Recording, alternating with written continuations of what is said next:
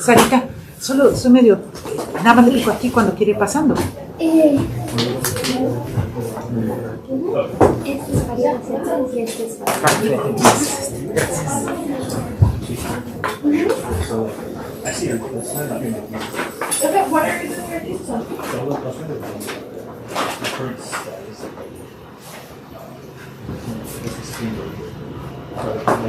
Otra pregunta, Sara. ¿Ellos van a poder ver el PowerPoint? ¿Los de live streaming? Sí. por aquí. Okay. Tú me dices, Sara, cuando empieces.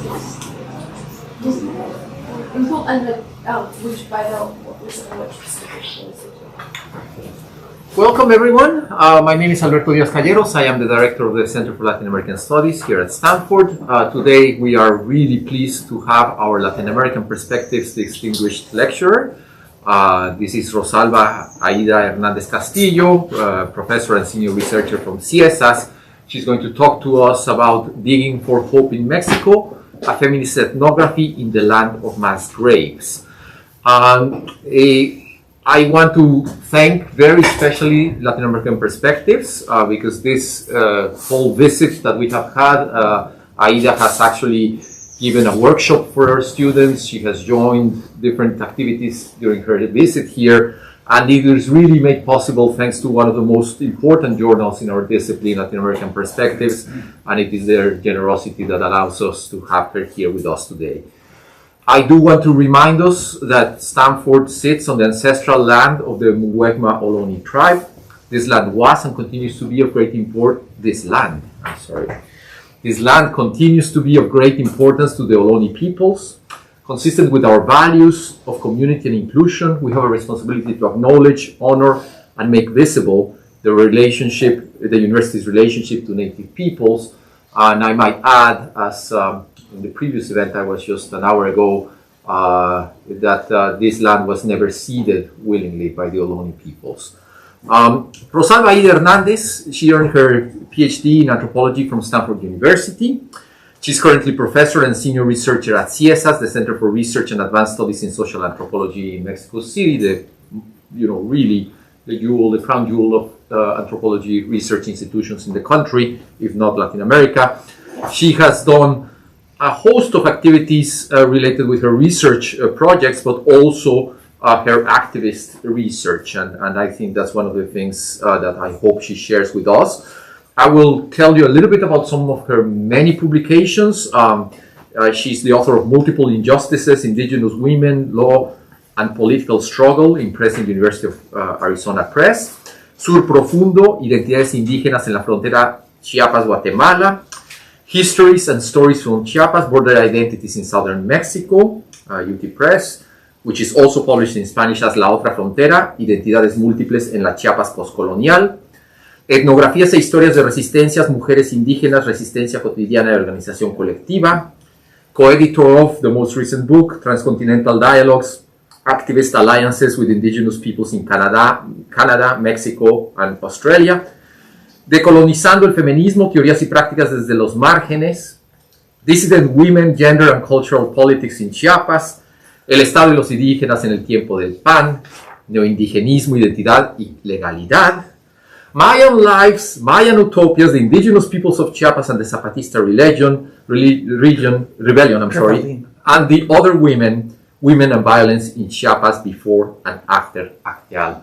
So as you can see, apart from her recognition with lots of awards that she has received, visiting professorships, the body of work, gives you a sense of how important her work is for us. So thank you very much for being with us. Thank you. Well, I want to start by thanking the Center of Latin American Studies. This is the third time that I'm here in this same space, and I was talking to Alberto that it's always a nostalgic experience to be able to be back here. I was doing my PhD in a time where Latin America was a very important focus for anthropology and other science. And it was the time where Rodolfo Stavenhagen, who was a visiting professor for several years, and he had his office in this building.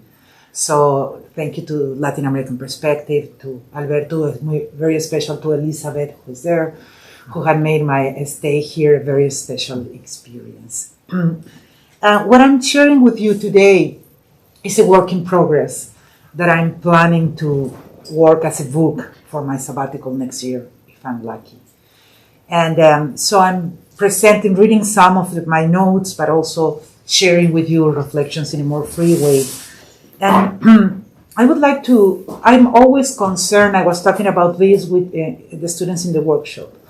When I go outside Mexico to talk about the challenge that we are confronting with the problems of extreme violence, because I feel that sometimes this reinforces some colonial imaginary about Latin America as places of failed states or institutions that do not work. And I think that the analysis must be much more complex. So before I go specifically to my experience, I would like to say that what I will share with you today, the feature of a context marked by multiple types of violence, and particularly by what had been typified as a pedagogy of terror, would appear at first to be a reality which has nothing to do with the reality here at Stanford, with the reality in US campuses. So to prevent this impression from arising, I would just like to point out that the different types of violence that we suffer in both sides of the border have all emerged within a shared context of under-regulated weapon markets and a globalized cultures of violence and militarism. Many of the weapons that are used by organized crime and corrupt security forces that are colluded with them have reached Mexico from the US. One need only to remember one of the most blunted examples of this, the legal operation known as Fast and Furious, where the US authorities arranged the deliberate selling of military equipment to criminal groups in Mexico in order to track them through the drugs networks, only to be later lost and ultimately used in a series of human rights tragedies. These globalized cultures of death has crossed from the US to Mexico, not only through the sale of military equipment, but also in the shape of one of the most violent cartels in the country, the CIESAS. This criminal organization is made up of military elite personnel from Central America who were trained for anti-insurgency operations in the US Army Schools of the Americas during the Cold War. And well, we know that a lot of the strategy of what is called the war on drugs, that is very related to the human rights crisis that we're seeing today, it can be traced to the US in a number of ways. I don't want to go deeply into that, but we know that in the 70s, we had an entire operation during the Nixon times that was centered in that put the basis for the kind of external policy that we use.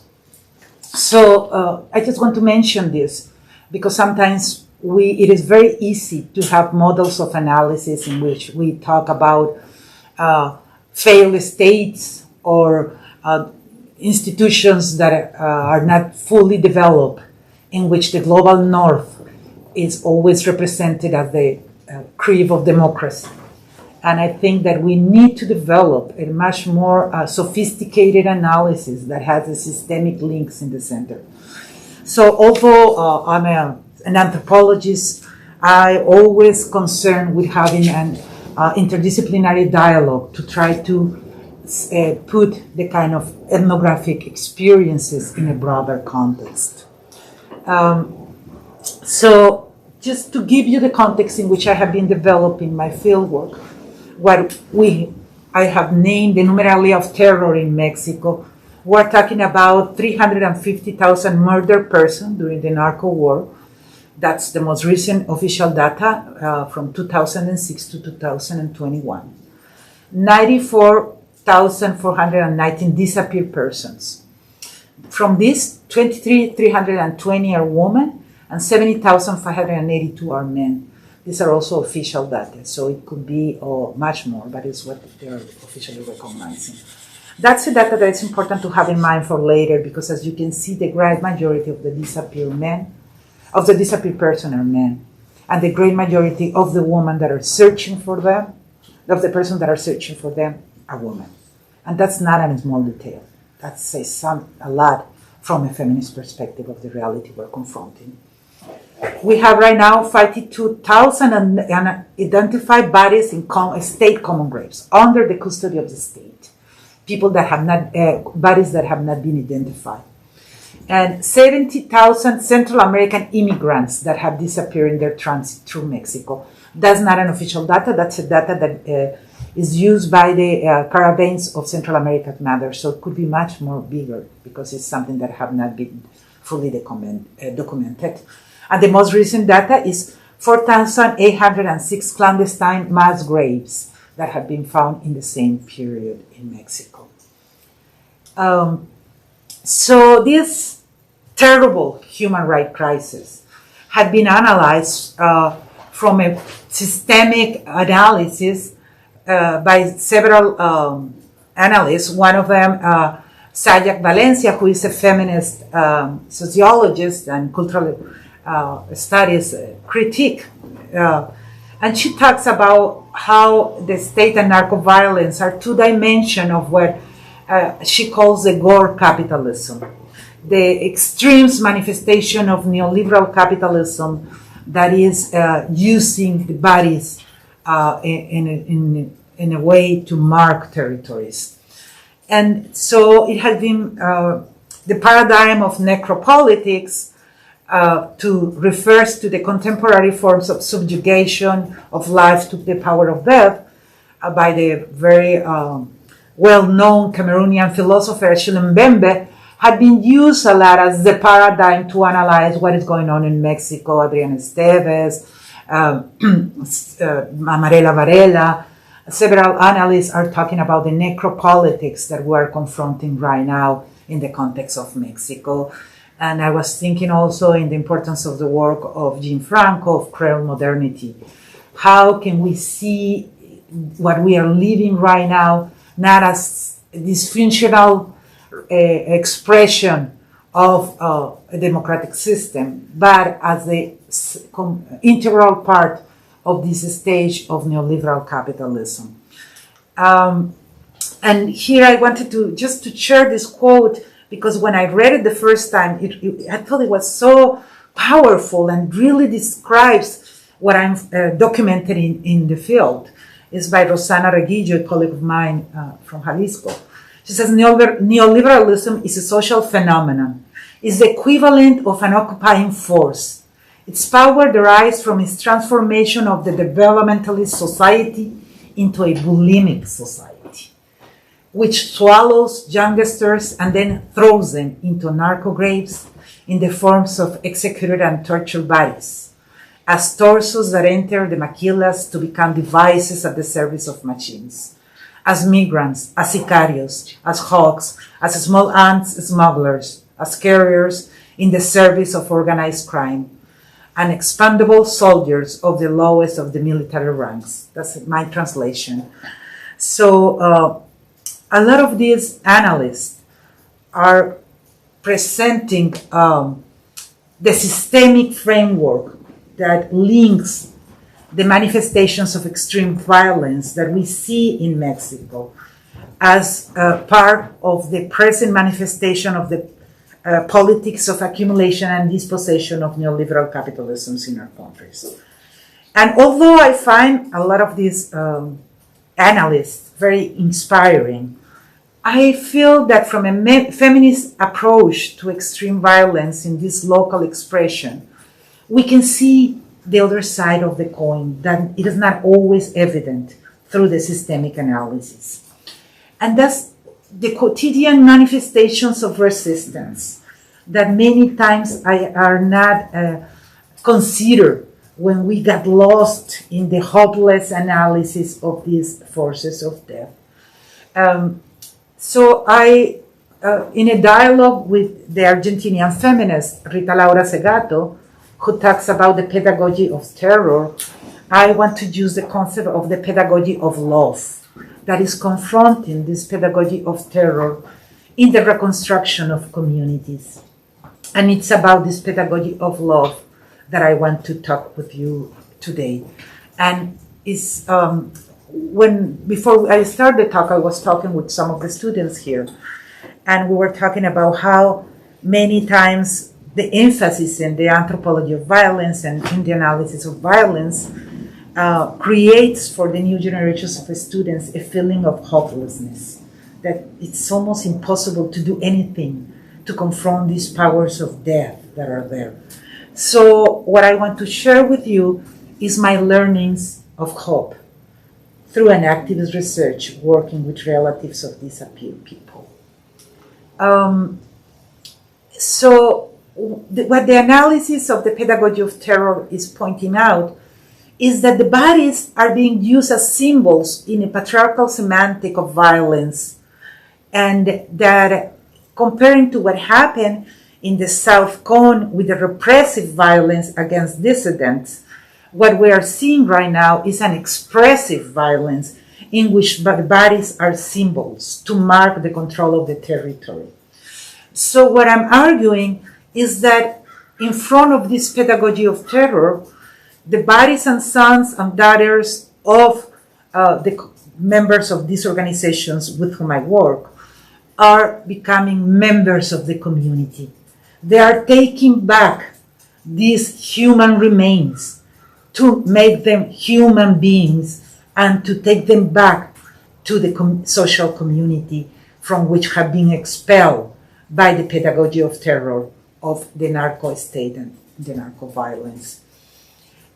So in that term, the pedagogical objective that Rita Laura Segato talks about, that she talks about how, what is the pedagogy of this politics of terror, is to promote fear, to impose terror as forms of territorial control by the organized crime.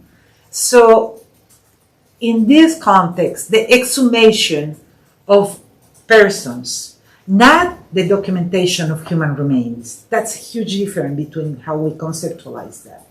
The exhumations of persons and the kind of cultural rituals that take place around the process of exhumation are confronting this pedagogy of terror. And in that sense, it is very important to consider disappearance as the continuum of psychological torture that promotes silence. So as you know, legally speaking, disappearance is a crime that does not prescribe. So it's a crime that has affects the family of the disappeared person and the entire community during a long period of times, and promotes silence in a way. So in considering this context, the discourses and practices of these organizations are also confronting this silence. So in this new context, some of the feminist challenge that we confront, because I'm part of a broader team that is working, an interdisciplinary team that is working with families of disappeared people. On one hand, it is almost a need to do socially committed collaborative research. That's an ethical need.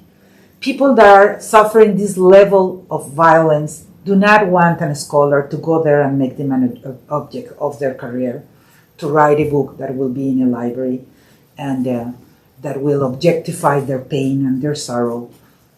So there is a political consciousness in these social actors that is demanding a different kind of research.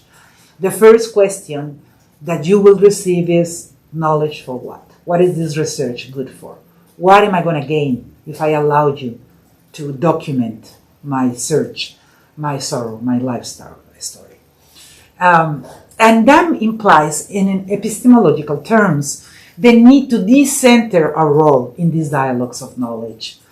There is a long tradition, I talk about this in the workshop that I had, of the pedagogy of the oppressed, the Freirean inheritance, in which intellectuals in Latin America teach and raise consciousness through workshop. So we are in a new era in which people are willing, organize collectivities as the families of disappeared people, as indigenous organizations, are willing to have dialogues, but are not willing to have an intellectual to become the conscious racing person who will go there and document their experiences.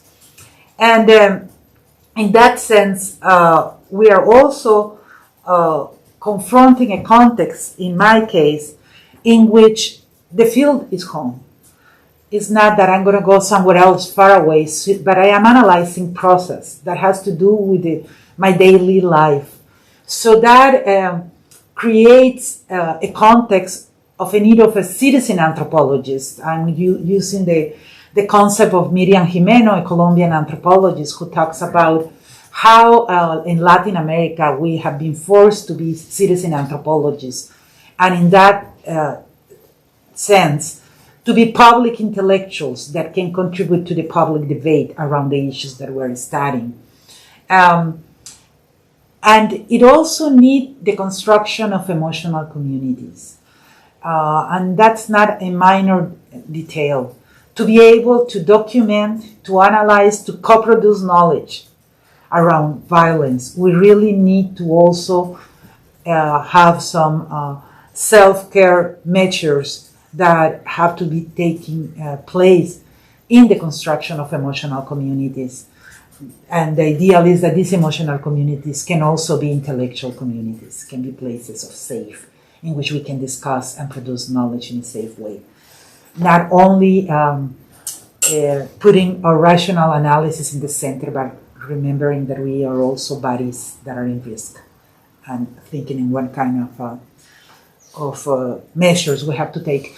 And just as a parenthesis, I think that it is very needed to have graduate programs in which we discuss the self-care measures, what it implies to work in context of violence, also in emotional terms. So what I'm sharing right now is the experience that I have had with two collectives of search, colectivos de búsqueda.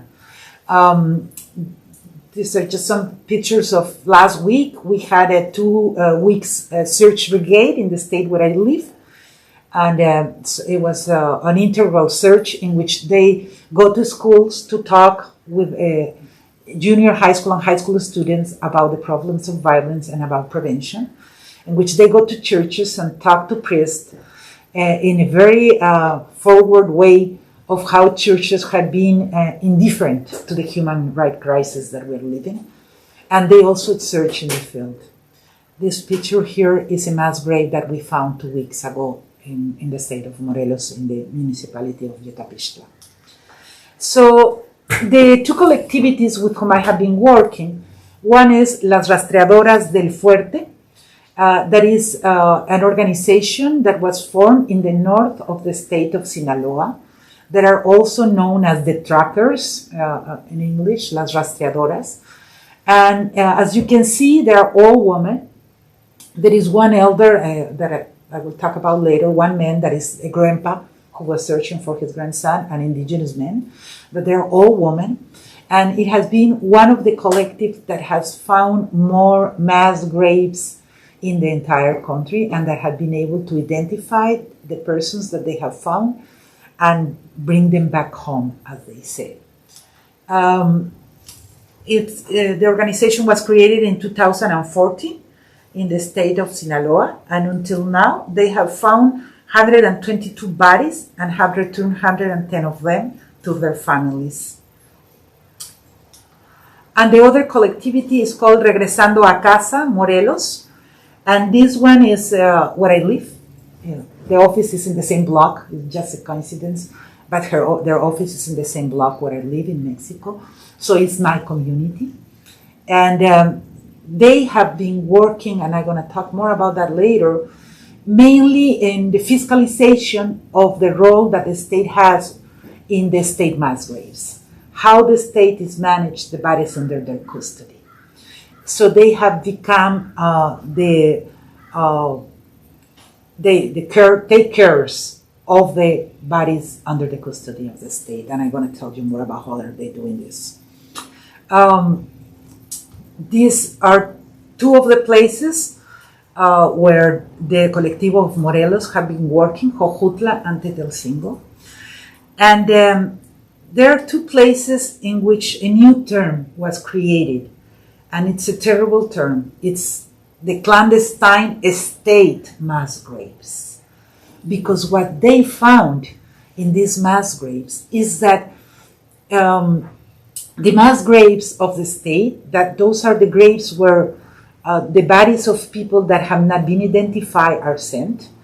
So for some of you that are not familiar with the forensic process of what happened when the state finds a body that have not been identified, they suppose somebody gets killed in the mountain. They find this body, it doesn't have any information within an ID or anything. So they suppose to create a file, a legal file, in which they say where they found the body, to take all the physical evidence that they found with the body and put it in this file. The person has to be naked and has to be put into a bag.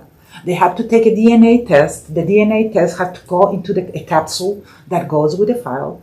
And after that, they have to go into individualized graves until they do the research to find the relatives of this person. What happened in Mexico, in Jojutla and Tetelcingo?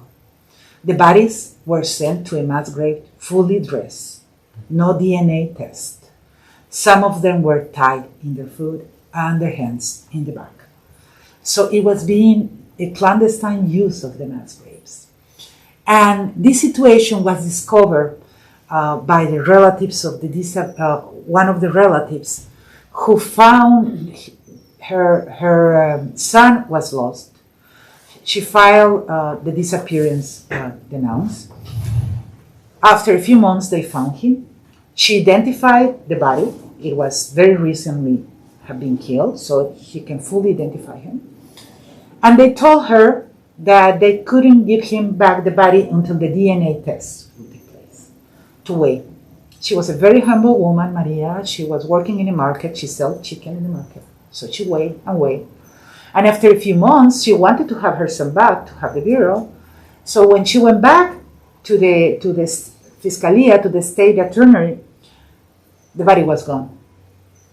Nobody knew how the body was gone. So then she went into a legal nightmare to recover the body. And the body was in a mass grave, a state mass grave. So when she finally was able to recover the body, she went there physically and was waiting to find Oliver Wenceslao, her son, and she had a camera. And when they were trying to find his body, they were taking all these bodies fully dressed, with some of them with their hands tied. And she tape recorded this, and she put it in the net. So when we hear that news, I thought the governor will be removed. It will be a scandal.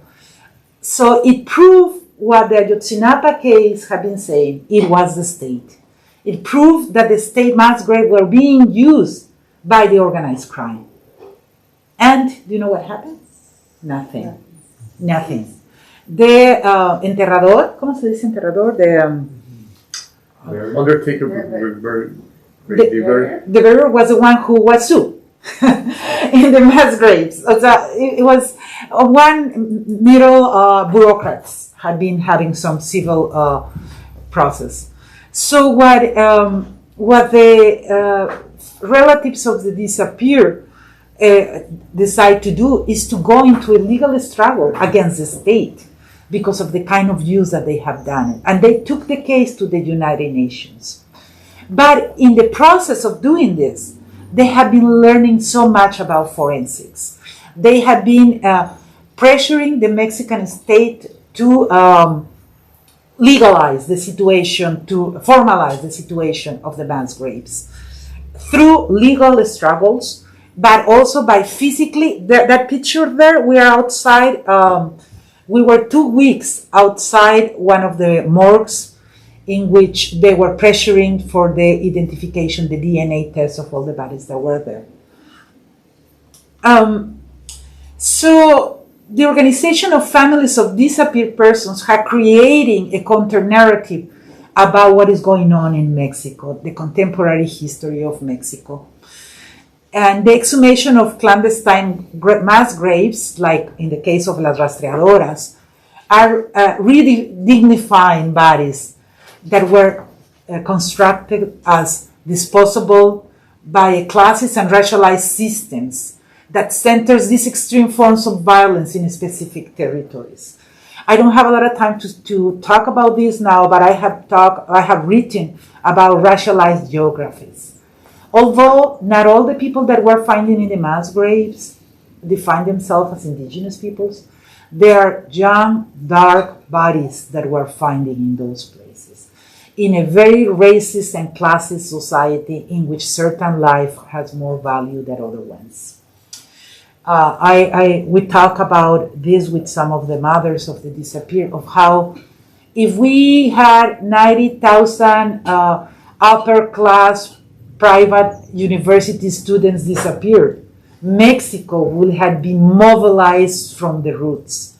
But because a lot of these disappeared persons are people of working class backgrounds, it doesn't seem to be moving or raising empathy in the different sectors of society. So what these women are doing is that they're creating a database of disappeared persons, registering what we were doing sitting there. We were receiving other people that were denouncing the disappearance of their relatives, and they are creating their own independent database with all the information. But they are also registering a map of the mass graves. Where are those mass graves being found? What is the context of these mass graves? And I specifically participate in a counter memory, in a memory workshop that we were working for 2 years, that I'm going to talk a little bit more about that. So it is through these different processes that we have a bed in the reconstruction of the social fabric. And in the process of doing that, they are appropriating the forensic knowledge. They are becoming, in a way, empirical forensic experts. And there is a hierarchy in knowledge and in the context of this debate, in which genetics is in the top of this hierarchical knowledge. What is recognized as real information is the DNA that is being taken of those bodies. And then you have physical anthropology in this pyramid that is also with the forensics considered a very valuable knowledge. So the knowledge of the experience of the relatives is at the bottom of this pyramid and is very little considered, and they are the experts in the context analysis of what is going on. So in order to be able to have a dialogue with the experts, they are appropriating the forensic knowledge. They are taking workshops with independent forensics, including my team, in which we have a physical anthropologist and a forensic archaeologist. And the kind of language that they're using is appropriating the international legal framework on human rights, but also the forensic knowledge that refers to the kind of search that they have. And in that sense, they are destabilizing the hierarchies of knowledge from their searching practices. And their local knowledge and context analysis is more and more important every day. What you can see here is a drawing that there is, these 3 women there are part of the collective from Morelos. So they were supervising Tetelcingo and Jojutla, the 2 mass graves. And this is part of the drawings that they were doing when the forensics were finding the bodies. So they were registering what kind of clothes the bodies had. This had a Mickey Mouse there in the kind of, it's an Esqualo shirts. And what they have done, because in order for the bodies they found there to be identified, to get the DNA test, it has been taking almost 3 years until now with no information. So in the process, they're using the web to present some of the information of the bodies that they found when they supervised the exhumation. And through this information, One of the bodies had been identified already because of their work, and it was a teenager, 15-year-old Jessica, and her sister Yadira is one of the most active members of the organization right now. So they are confronting this hierarchy of knowledge. And something else that they are doing with their work is that they are building a sense of family, kinship, community that is very important. And here I wanted to address a debate that is very important from the feminist studies, and is the feminist critiques that some scholars have done to the political identity of mothers of disappeared people. What we see here that is similar to what happened in Argentina and what happened in Guatemala is that are mainly women, the ones that are searching, and that the identity of them as mothers had been politically mobilized. But what we see is that by politicizing their maternal identities, they have turned all the disappeared into their sons and daughters. They had some shirts that they wear when we go to the search that used to have a slogan that says, "Te buscaré hasta encontrarte."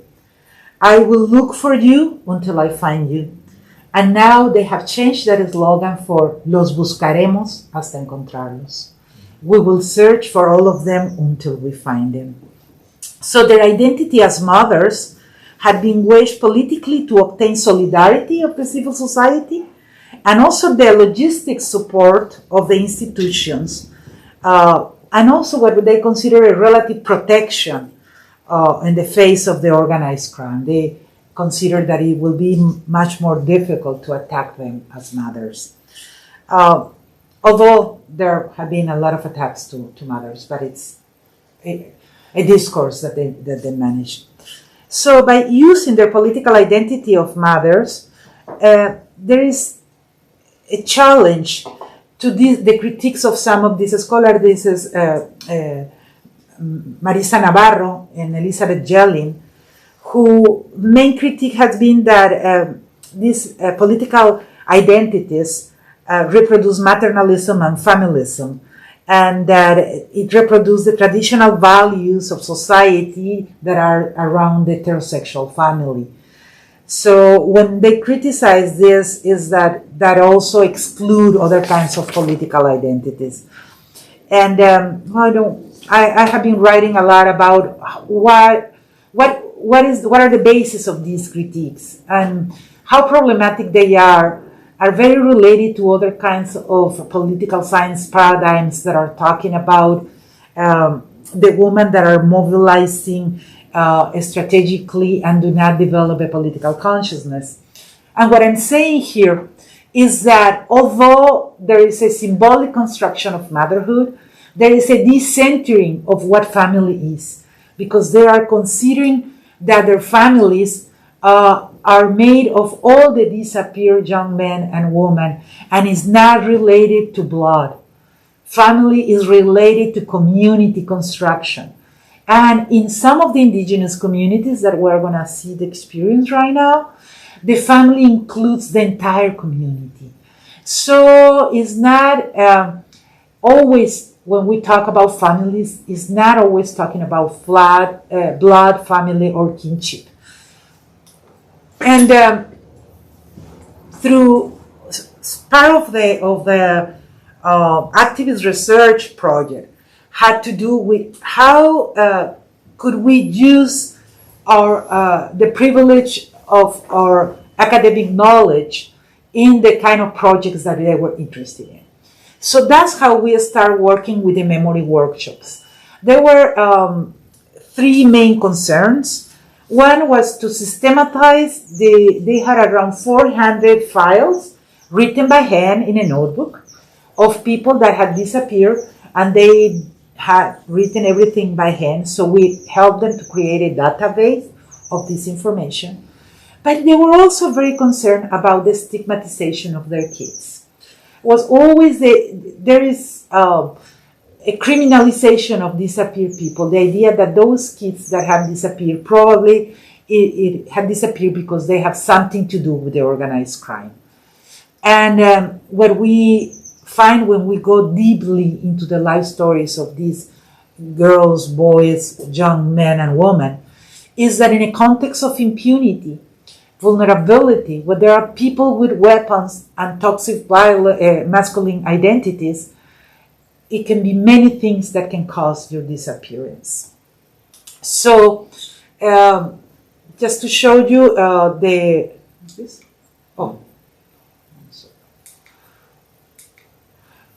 don't know how to put the light, but no, it doesn't. Well, the organization works in the municipalities of Ahome, El Fuerte, Choix, Guasave, are the ones in the north of the state of Sinaloa. You can see where the state of Sinaloa is there.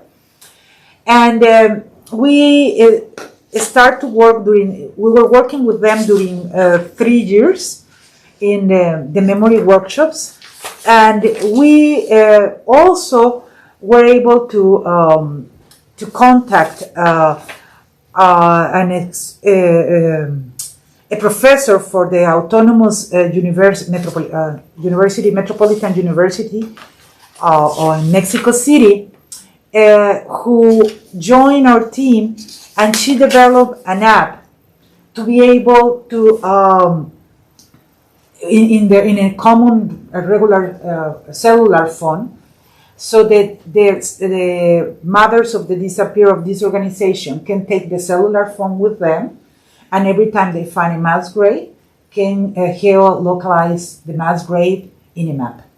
So that way we start to help them mapping the places where they were finding their mass graves, and also doing context analysis together through the memory workshops to try to understand what was the context of vulnerability and what are the characteristics of the areas in which the mass graves are being found. And as a part of the memory workshops, we start this project of the story of them and their loved ones that they were searching. So, and the result was this book, Nadie detiene el amor, Nobody Stops Love. And the title comes from a poem that is there. So during the 2 years in which we worked with the memory workshops, we were combining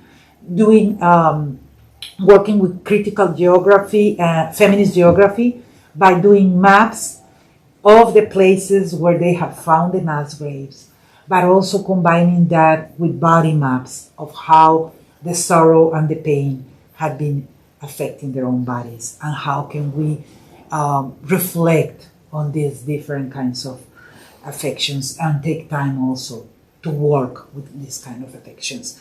And in the case of the oral history of the memory workshop and the oral history, we were working through interviews, and then we worked together the rewriting of the interview, and then they share their life story by pairs, and they discuss each life story among each other, and then we discussed collectively what were the issues that they had in common.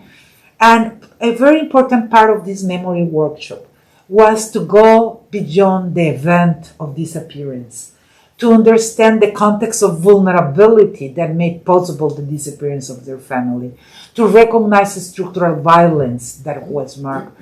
And what we found in many of the life stories is that violence had impacted their life before the disappearance of their kids through different kind of manifestations. Some of the kids were coming from criminalized communities, marginalized communities in which they had experienced police violence previously to the disappearance of the kids.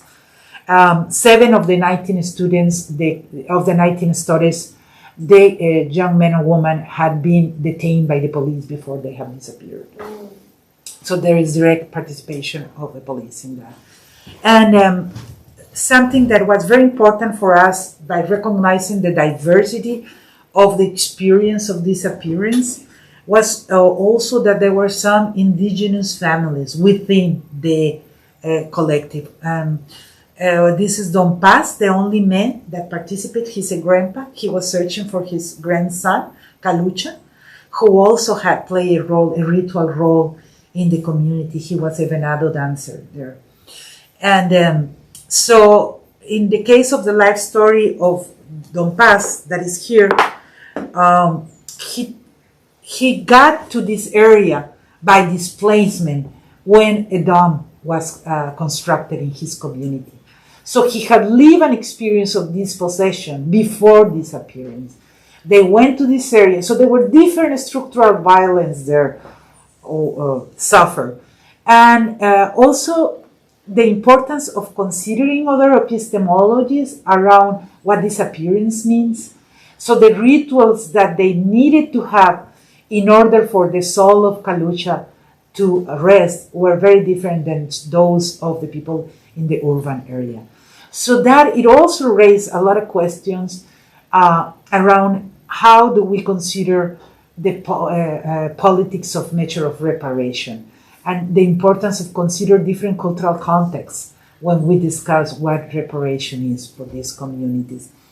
Well, I'm not going to go to each story, but he himself found his grandson in a river, in a creek. And it took 6 months after he found the body of his son with the clothes, with the keys of his house, for the state to be able to give the body back to him because of the bureaucracy. So we talk also about bureaucratic violence, the kind of violence that they suffer to be able to recover the bodies of their loved ones. And what are the emotional implications for him to know that he cannot fulfill the rituals for his grandkid, although he already recovered the body and he cannot have it back. So all those are part of the kind of violence that are not recognized when we discuss the impact of the state. So the state is responsible, direct responsible of some of the disappearance through their police forces. It's also responsible when it doesn't have a direct participation by creating the context of impunity. But it has been deeply documented how it's also responsible of bureaucratic violence in the entire process of recovering the bodies of these people.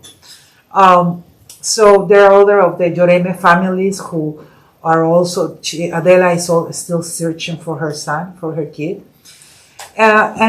So part of the, as I told you before, we are an interdisciplinary team. So a group of feminist geographers are working also with us.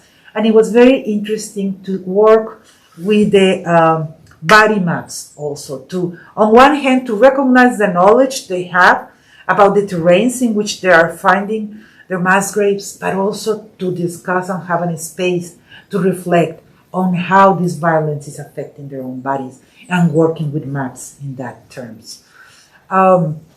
Here we are in some of the memory workshops that we had. So this memory workshop has different levels because on one hand, in a very practical and positivistic way, if you want to, they're really mapping where those mass graves. We have to locate them in the space. We have to use the app that was created to be able to locate the mass graves and try to do some context analysis. But it's also a way of recognizing their knowledge, of legitimizing them as context analysis experts that know more than any forensic about what is going on with the disappearance. And what I did with part of the process, I'm not going to have time to talk about this other project, but at very link, is that I have been working for 12 years with creative writing workshops in prisons. How are we doing with the time? We need to finish. Okay, so I'm just going to finish with this. So what I did is that I took the life stories of the family of disappeared people to a creative writing project in a prison, and they respond to these life stories with poetry. So we did a joint project that is this book that includes the life stories that were worked collectively and the poems that were written by the inmates. And the book was formatted and designed by the editorial printing in the prison. Just to close with one of the poems that Maria Elena Basabe, who is the woman there, wrote for the mothers. It says, almas errantes, mamás llorando, migajas de ellos piden a Dios orando. Pedazos de ellas las saben ausentes, no hay nada de ellos, sus palas son conciencia, sus voces la memoria. Wandering souls, crying mothers, only for some crumbs of them, they ask God while praying, pieces of them, know that they are absent, there is nothing of them, their shovels are consciousness, their voices of memory. So there are the two collectives. We just had a joint event with the two of them. The ones from Sinaloa came to Mexico, came to Cuernavaca and got together. And we have a few days before I came here, the book presentation with some of the inmates that were out. As you can see, my name is not in the title of the book because it's a collective project and it's their book. And it had been assumed as such by them. And if you're interested in the book, you can download it for free in the internet because the main goal of the book is to raise consciousness of this human rights crisis. It's not a commercial project. So that's what we have been doing until now. And I just want to close by saying that although in the middle of this terrible situation in which violence seems so overwhelming, there are always seeds of hope and inspiration that are there, and that we have to be able to listen to these voices and recognize the kind of embodied theory that they are putting in the table for us as scholars to learn from.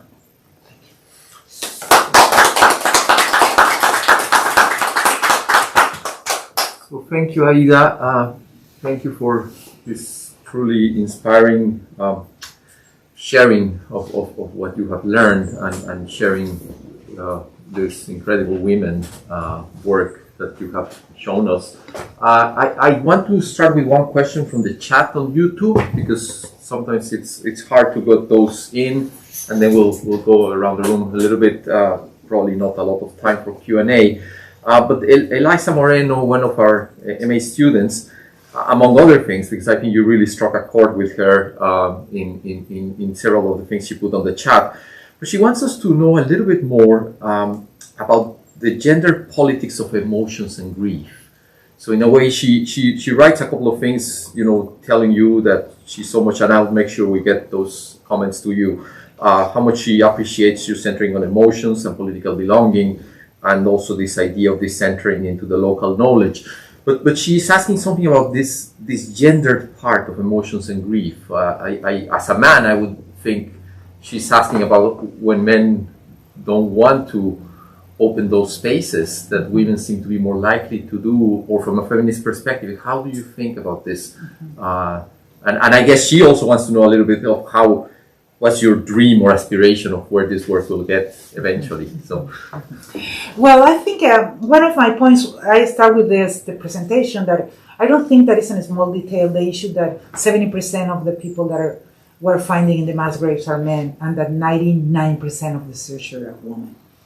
So I think that there is a cultural constructed culture of caring, of taking care of society, that is being enacted here. So this woman, when I talk about the pedagogy of love, I'm talking about communities of love in which they are mobilizing love that is stronger than fear in a context of a lot of violence. And in this community building process, there are so many things that have been so inspiring for me. I was describing to you the other day how when we found this mass grave that we saw at the beginning, I was in shock because there were 10 bodies there. And they did this ritual in which they talk to the persons that probably are not their kids. There is a very, many of them come from other states, but they don't care if they're their kids. They are somebody's kids that are there. So they made a circle around the mass grave. They did a prayer, and one by one was talking to the persons there. And they were calling them son, daughter. We came back to get you. We came back. You're going to go home. We're going to do all that is in our efforts to take you back home. And in this process, it was an emotional process. It was a ritual of love for unknown persons there. And in this ritual, they build community. They feel, a lot of the sorrow that has marked their life, it really mobilized in these rituals of community building. But besides that rituals of that redignify, that makes the human remains human beings. Besides that, there is a lot of ethic of caring among each other. I really recommend, if you see my cover, Donde Están, this is the promotion of a documentary film that is called Volverte a Ver, To See You Again, that is about the collective of Morelos. And in this documentary film that I shared with some of you already, and there is a campaign right now that you can see it for $5. I will promote it later. It's for the brigades. But in this documentary film, you can see how are they taking care of each other, how emotions are very important for them. So thinking in gender analysis, there is another element that I don't have time to develop here. But the issue is that a lot of the men that are there in the mass graves are victims of masculine violence. The violence of the perpetrators, but also their own violence. In what terms? In that in many cases, a macho fight that in the past will be resolved with their feet now ends in a disappearance because of the impunity context. So there is a problem in young people of how to discuss the issue of violent masculinities. I think it's a huge challenge to understand what is going on there. And in the case of the fathers, the other question is, where are the fathers of all these kids? Why they are not there searching, you know? That could be another research. But there, if like any kind of analytical question has many answers. But among others, the issue is that there are a lot of single mothers there, that their fathers do not want to deal with pain and sorrow. They just move away. And many, many cases in which after the disappearance, the man disappears in the family. She doesn't want to deal with it. But there is also an issue of all these things had to do with pain, with sorrow, emotions. That's woman's goal. I have to maintain the family. I have to be the food keeper, so I will continue working, and you can go and search. There are many patterns, I cannot generalize, but it is much more difficult because of the gender model for men to deal with the sorrow and to be able to build community, as they are doing right now. Thank you. We are making those links available on our YouTube page so that everyone knows those will be there and the YouTube will be posted. We have time for maybe one more question before we have to break up the formal transmission. So maybe Beatriz. Yeah. I'm just thankful for your amazing, inspiring work and that you bring the voices of all these women here to us. I myself work on violence, and it's really often hard to find hope. So what you are finding and expressing is really inspiring to me, because despite the deep suffering, the creation of community, as you describe it, and the fact of finding them all, it's really like a big... like a massive challenge to the state and the corruption and the necropolitics that you are talking about. This is hopeful. What is really very difficult is that this continues to happen, right? And that the state in Mexico is so involved with the organized crime, and that, you know, they are doing forensics, and we have no police in Mexico that can do that, right? There is no capacity to invest. There is no investigation in any crime. So you bring hope, but also it's the tremendous burden that we need to carry. I think your work is beautiful. Thank you. Thank you. And the question that somebody asked, what do I see for the future? Well, to be honest, I personally have felt transformed by them. They are my professors. I have learned from their hope. And what I see is that the forensic crisis is terrible. More than 50,000 people disappeared. But in those small scales, because of the United Nations case, they were able to, I don't know how to say it in English, there were 600 bodies only in Morelos that were irregular. No DNA test, nothing. It was because of them that they have documented and in a regular way. And there was a 2 months work in which they pressured the state to be inside. And I was telling them, you take this for granted, but why a mother with such a sorrow has to be there seeing how a forensic does the correct thing that he has to do. They did it for a month. So now these 600 bodies under the custody of the state had their DNA test. They have regularized their situation. It took them 3 years of a struggle, but they have done it. Mm-hmm. So I think that little by little, there are things moving. There are things happening. Right now, today, the United Nations Special Committee for Disappearance is meeting with them in Cuernavaca today. And it was because of their pressure. So we have to end the formal YouTube session. I thank you all for those of you who listened in. The YouTube will be available. We have just listened to Aída Hernández Castillo, our Latin American perspectives distinguished lecturer, talking about digging for hope in Mexico, a feminist ethnography in the land of mass graves. Thank you very much. Thank you very much.